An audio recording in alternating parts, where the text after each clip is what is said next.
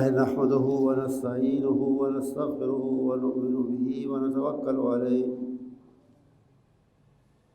ونعوذ بالله من شرور أنفسنا ومن سيئات أعمالنا من يهده الله فلا مضل له ومن يضلل فلا هادي له وأشهد أن لا إله إلا الله وحده لا شريك له وأشهد أن محمدا عبده ورسوله صلى الله عليه وعلى آله وأصحابه وسلم أما بعد فإن خير الحديث كتاب الله وخير الهدي هدي محمد صلى الله عليه وسلم وشر الأمور محدثاتها وكل محدثة بدعة وكل بدعة ضلالة وكل ضلالة في النار رب اشرح لي صدري ويسر لي أمري واحلل عقدة من لساني يفقهوا قولي أعوذ بالله السميع العليم من الشيطان الرجيم من همزه ونفخه ونفسه إن الله يأمر بالعدل والإحسان وإيتاء ذي القربى وينهى عن الفحشاء والمنكر والبغي يعظكم لعلكم تذكرون۔ حمد و ثنا، شکر و تعریف اللہ رب العالمین کے لیے جو مالک الملک اور خالق کل ہے۔ درود و سلام سرور انبیاء محمد مصطفیٰ صلی اللہ علیہ وعلی آلہ واصحابہ وآل بیتہ وسلم کے لیے۔ اسلام ہمارا دین ایک مکمل رہنمائی دینے والا دین ہے۔ دنیا اور آخرت کی کامیابیاں حاصل کرنے کے لیے اگر ہم اپنے دین کی تعلیمات پر عمل کریں تو اپنے اس مقصد میں کامیاب ہو سکتے ہیں۔ یہ ایک جامع اور مکمل دین ہے۔ اللہ تعالیٰ نے اسے قیامت تک کے لوگوں کے لیے بطور دین پسند کیا ہے، اور اس میں اگر عبادات کے طریقے بتائے گئے ہیں تو آپس کے معاملات، کاروبار، تعلقات، جنگ میں کیا کرنا ہے، امن میں کیا کرنا ہے، معاشرے اور ملک کی سطح پر کیا کرنا ہے، انفرادی سطح پر کیا کرنا ہے، ان ساری چیزوں کی تفصیل واضح طور پر بتا دی گئی ہے، سمجھا دی گئی۔ اسلام نے جو معاشرہ، جو سوسائٹی، جو لوگ بنائے، قائم کیے، نبی کریم صلی اللہ علیہ وسلم اور اللہ کی تعلیمات پر عمل کرتے ہوئے جو قوم بنی یا جو معاشرہ بنا،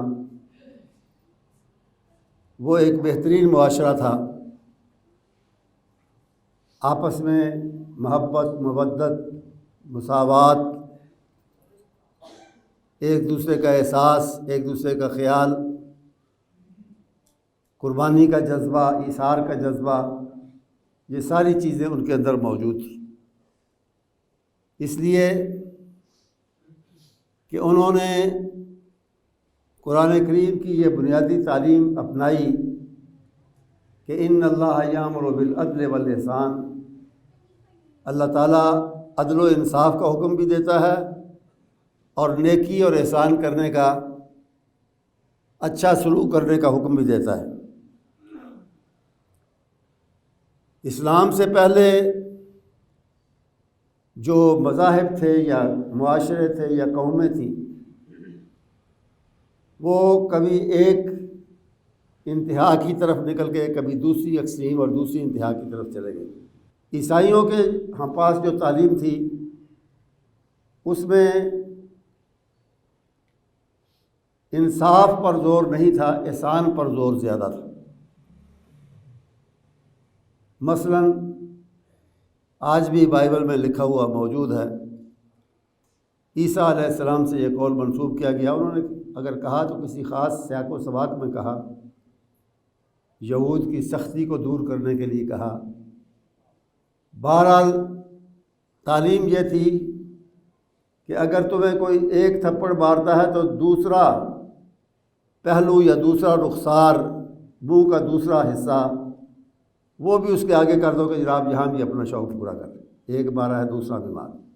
اگر کوئی تمہیں بیگار میں پکڑتا ہے بغیر اجرت کے میرا یہ کام کرو، بوجھ اٹھاؤ یا کوئی کام کرو، وہ اپنا بوجھ اٹھوا کے زبردستی بغیر معاوضے کے تمہیں 1 میل تک چلانا چاہتا ہے، تم کہو جی میں تو 3 میل چلنے کے لیے تیار ہوں، آگے کہیں جانا تو اس کے لیے بھی میں حاضر ہوں۔ یہ ضرورت سے زیادہ نرمی، اس کی طرف وہ نکل گئے۔ دوسری طرف یہودی تھے جو سختی کی طرف گئے، اور انہوں نے سخت ترین احکام جو ہے وہ اپنے اوپر لگا لیے، نافذ کر لیے۔ اللہ تعالیٰ نے بھی کہا ٹھیک ہے پھر بھگتو، اگر تم سختی کی طرف جاؤ گے تو میں بھی تمہیں نرمی کی طرف نہیں لے کے آؤں گا۔ اگر عدل تھا ان لوگوں میں تو اپنے لیے تھا، اپنے لوگوں کے لیے تھا، دوسروں کے لیے، اجنبیوں کے لیے، دوسری قوموں کے لیے نہیں تھا۔ اور یا پھر وہ کبھی ایک انتہا کی طرف چلے جاتے، کبھی دوسری کی طرف چلے جاتے۔ اسلام نے بیلنس قائم کیا، توازن قائم کیا، عدل بھی ہو، احسان بھی ہو۔ ایک طرف یہ حکم دیا کہ امرت لأعدل بین الناس، مجھے یہ حکم دیا گیا ہے، نبی کریم صلی اللہ علیہ وسلم کی زبان مبارک سے کہلوایا اللہ تعالیٰ نے، مجھے یہ حکم دیا گیا ہے کہ میں لوگوں کے درمیان عدل کروں، انصاف کروں۔ لِیَقُومَ النَّاسُ بِالْقِسْطِ،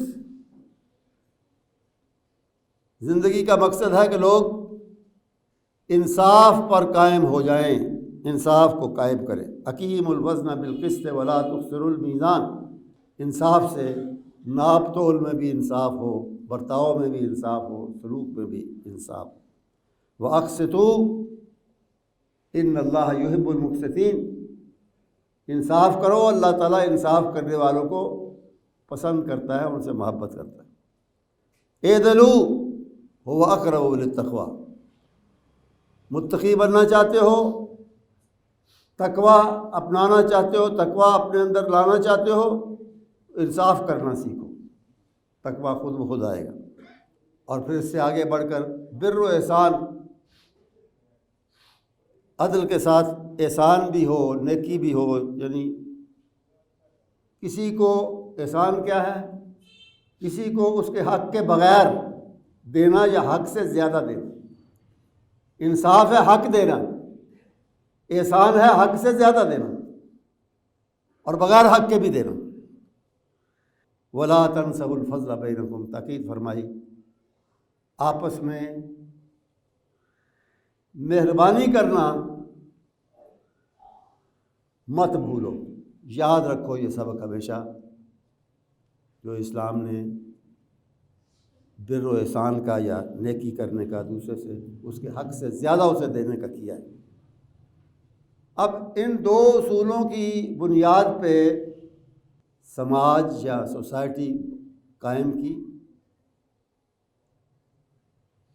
اقتصادی لحاظ سے، اکنامک نقطہ نظر سے، معاشی طور پر بھی یہ دو اصول سامنے رکھے، سماجی طور پر بھی رکھے، سیاسی طور پر بھی رکھے۔ یہی 3 بڑے دائرے ہوتے ہیں قومی زندگی۔ سماجی لحاظ سے ان دو اصولوں کی بنیاد پہ اخوت آئی، مساوات آئی۔ یہ 2 چیزیں، بر و احسان ایک طرف، عدل و انصاف دوسری طرف، ان دونوں نے جنم دیا، دونوں نے بنایا وہ معاشرہ، وہ قوم جس کے اندر اخوت تھی اور مساوات تھی، بھائی چارہ، یہ بر و احسان کے نتیجے، مساوات یہ عدل و انصاف کے نتیجے۔ مساوات کیا؟ چھوٹا ہو بڑا ہو، غریب ہو امیر ہو، انصاف سب کو ملے گا، ظلم کسی پر نہیں ہونے دیا جائے گا۔ ظالم کے بارے میں یہ نہیں دیکھا جائے گا کہ یہ بہت بڑا ہے اور بہت طاقتور ہے اور بہت امیر ہے، اس لیے اسے کھلی چھٹی ملنی چاہیے ظلم کرنے، نہیں، اس کا ہاتھ پکڑا جائے گا۔ نبی کریم صلی اللہ علیہ وسلم نے فرمایا انصر اخاک ظالما او مظلوما، اپنے بھائی کی یعنی دوسرے انسان اور مسلمان کی مدد کرو، ظالم ہو پھر بھی مدد کرو، مظلوم ہو پھر بھی مدد کرو۔ صحابہ نے کہا جی مظلوم کی مدد تو سمجھ میں آتی ہے، ظالم کی مدد کیا کریں؟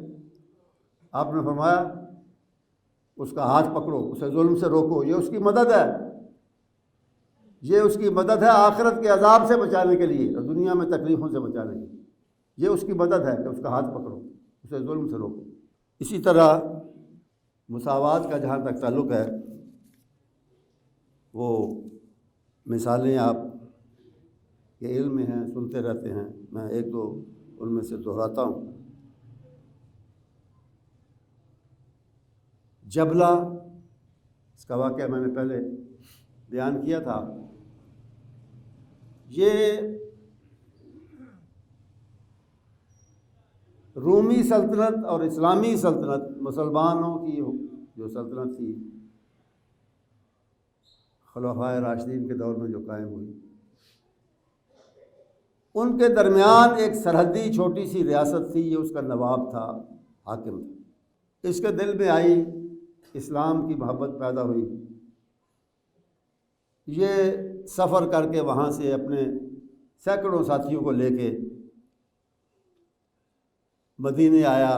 حضرت عمر رضی اللہ تعالیٰ عنہ کے زمانے میں اس نے اسلام قبول کیا، بڑی خوشی کی لہر دوڑی مسلمانوں کے اندر۔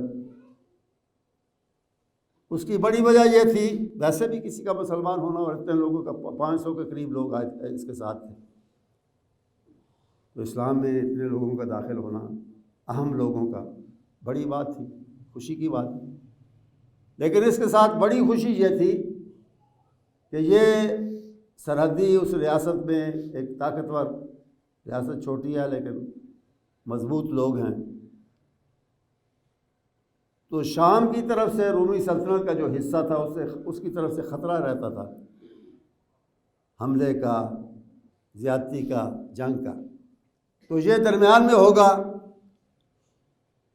کچھ نہ کچھ تو ان کو روکے گا، اگر وہ حملہ آور ہوتے ہیں ہم پر، مسلمانوں پر، کچھ نہ کچھ روکے گا، ہماری مدد کرے گا، ایک رکاوٹ ہوگی رومیوں کے لیے ہم پر حملہ آور ہونے سے، یہ چیز ان کو روکے گی، بڑی خوشی منائی گئی۔ اس نے حضرت عمر سے عرض کیا کہ میں مسلمان ہو گیا، اب میں مکے جا کے، حرم جا کے عمرہ کرنا چاہتا ہوں۔ کہ اچھی بات ہے، جاؤ۔ عمرہ تھا، یہ حج تھا، جو بھی سفر اس نے کیا،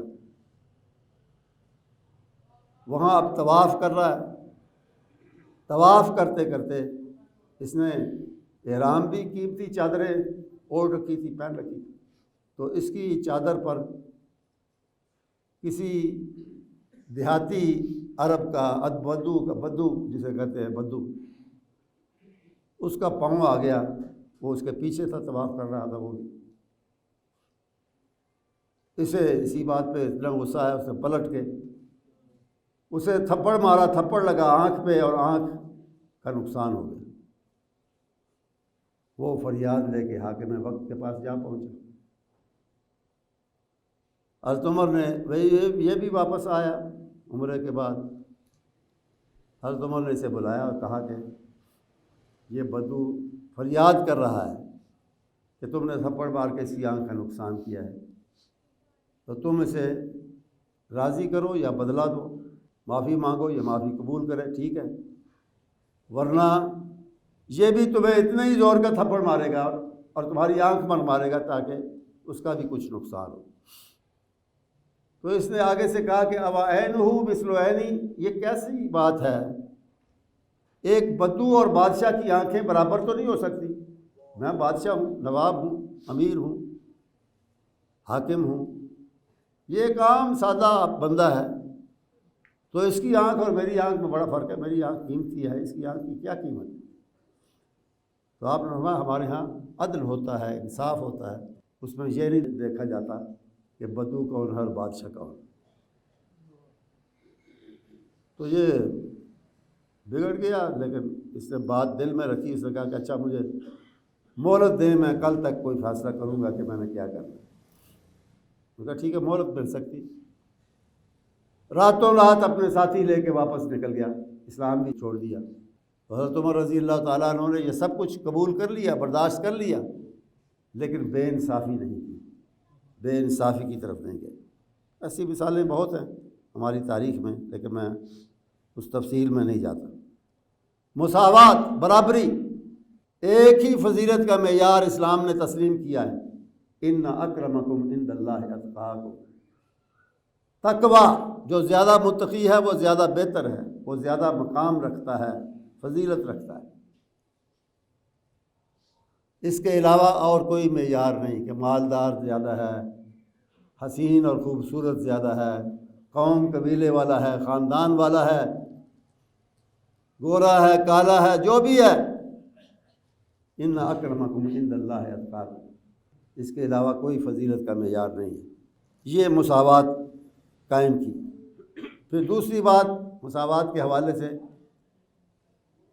کہ بنیادی ضروریات سب کی پوری کرنی، یہ اسٹیٹ کی ذمہ داری ہے، ریاست کی ذمہ داری ہے، معاشرے کی ذمہ داری ہے۔ اس میں بھی فرق نہیں کرنا کہ اس کو دینا ہے، اس کو نہیں دینا۔ جیسا کہ حضرت عمر رضی اللہ تعالیٰ عنہ کی بات مشہور ہے کہ انسان تو انسان، دور عراق میں دریائے دجلہ کے کنارے اگر کوئی کتا نجس جانور، پلید جانور، وہ بھی اگر بھوک سے مرتا ہے تو عمر اس کے لیے اپنے آپ کو ذمہ دار سمجھتا ہے، مسئول سمجھتا ہے کہ تیری حکومت اور تیری سلطنت نے کتا کیوں مرا، تو نے اس کا انتظام کیوں نہیں کیا۔ یہ وہ معاشرہ تھا اور یہ وہ تعلیم تھی جو اسلام لے کر آیا۔ اور اقتصادی لحاظ سے، پھر اقتصادی لحاظ سے یہی دو اصول عدل و احسان کے، انفرادی ملکیت کی اجازت ہے، لیکن اس میں سے دوسروں پر خرچ کرنا ہے۔ ایک تو زکوٰۃ ہے، زکوٰۃ کے علاوہ بھی خرچ کرنا ہے۔ آج بھی بعض لوگ زکوٰۃ کا حساب لگاتے ہیں اور اس کے اندر اندر ہی خیرات کرتے ہیں، اس سے زیادہ نہیں کرتے۔ زکوٰۃ کی رقم ختم ہوئی، ان کی خیرات ختم ہوئی۔ ایسا نہیں ہونا چاہیے۔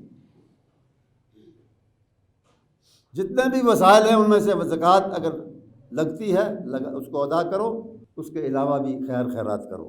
اس زکوٰۃ اور خیرات کے ذریعے مال کی آلودگی کو اس کے اندر کمانے میں، استعمال میں جو گندگی ہے اس کو دور کرتا ہے اسلام۔ وہ جیسے اقبال نے کہا، کرتا ہے دولت کو ہر آلودگی سے پاک و صاف، منعموں کو یعنی امیروں کو، منعموں کو مال و دولت کا بناتا ہے امین، کہ تم امانت دار ہو، مالک نہیں ہو۔ یہ امانت ہے جو اللہ نے تمہارے سپرد کی ہے۔ جو مال، جو رزق، جو چیز اللہ نے دی ہے وہ ایک امانت ہے، اس کو اپنے اوپر خرچ کرنے کی اجازت ہے، بچوں کے اوپر خرچ کرنے کی اجازت ہے، لیکن اس میں سے ضرورت مندوں کا، مسکینوں کا، حقداروں کا حق بھی ہے، وہ بھی دینا ہے۔ اب آ جائیں سیاسی حوالے سے، سیاسی دائرے میں، کہ اس میں عدل و احسان کے جو اصول ہیں ان کو کس طرح نافذ کیا گیا۔ انصاف سب کے لیے، جیسا کہ نبی کریم صلی اللہ علیہ وسلم نے فرمایا۔ چوری کا واقعہ تھا، ایک اچھے قبیلے، اچھے خاندان کی عورت جس کا نام فاطمہ تھا، بنو مخزوم قبیلے سے، اس نے چوری کی، پکڑی گئی، ہاتھ کاٹنے کی سزا نافذ کرنے کا اعلان ہوا۔ قبیلے والے سفارش لے کے آ گئے کہ جی ساری عمر کا داغ، ہاتھ کٹا ہوا ہمارے لیے، اس کے لیے نہیں، پورے خاندان، پورے قبیلے کے لیے بدنامی کا سبب بنے گا، کوئی اور سزا دے لیں، یہ سزا نہ دیں۔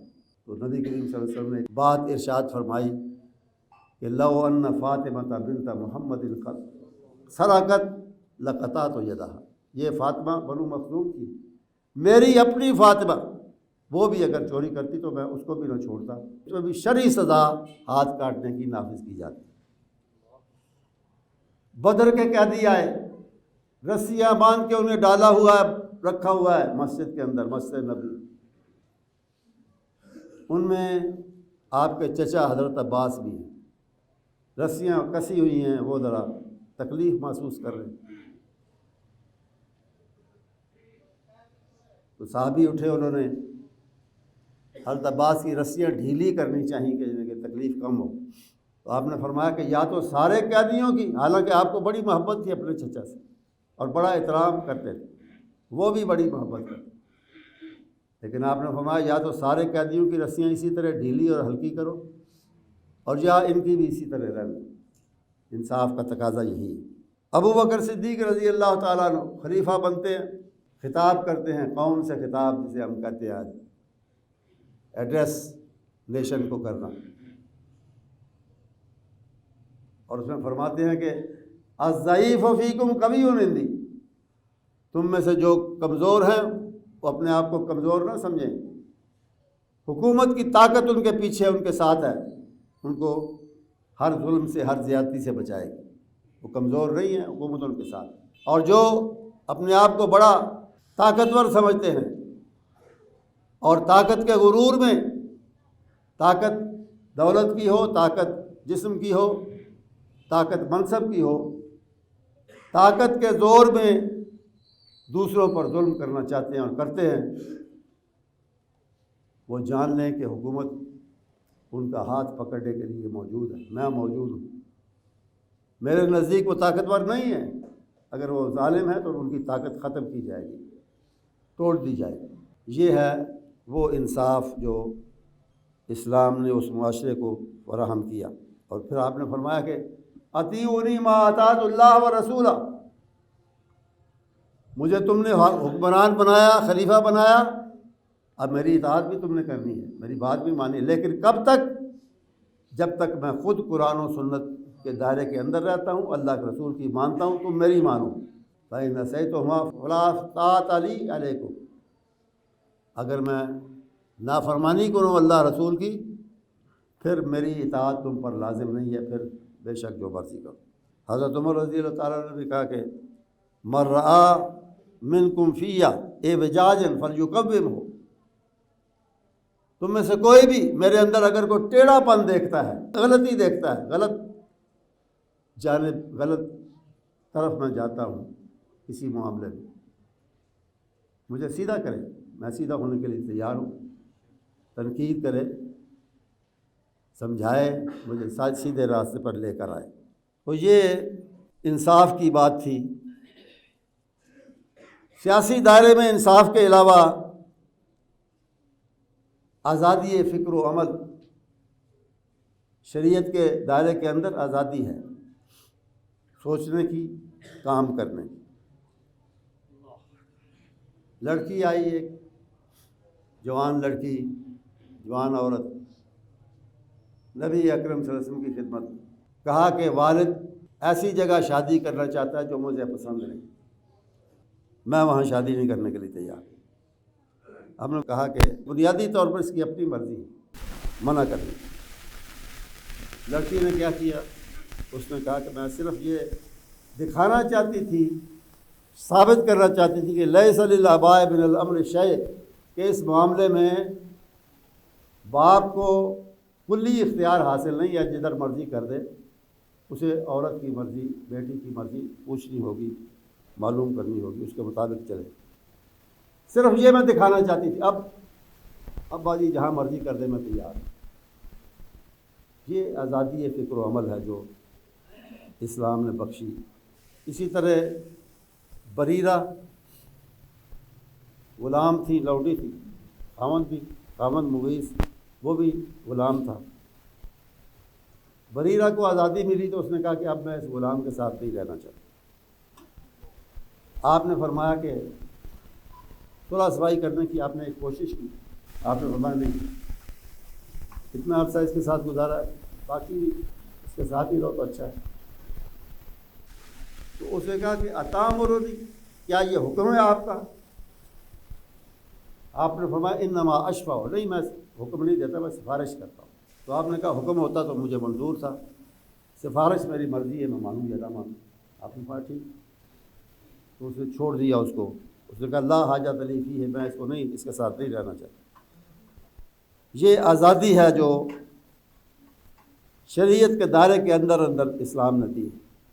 پھر سیاسی دائرے میں امانت کی تعلیم دی، امانت داری کی۔ یہی وجہ ہے کہ خلفائے راشدین بیت المال کو اپنی ذاتی جاگیر، ذاتی خزانہ نہیں سمجھتے تھے، اس پر عوام کا، عام آدمی کا حق تسلیم کرتے تھے، اور خود تو دور کی بات ہے اس کا استعمال بھی حتی الامکان نہیں کرتے تھے۔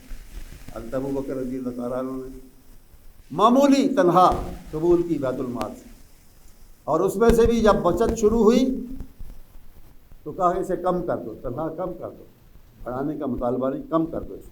پھر خدمت کا اصول سیاسی دائرے میں، حکومت کے لیے، حکمرانوں کے لیے جذبہ خدمت، یہ حضرت عمر رضی اللہ تعالیٰ عنہ کی رات کی گشت، چل پھر کے مدینہ قرب و جوار کے حالات کو دیکھنا، اس وقت کوئی ضرورت مند ہے، کوئی مصیبت میں ہے، اس کی مصیبت کو دور کرنا، ضرورت مند ہے اس کی ضرورت کو پوری کرنا۔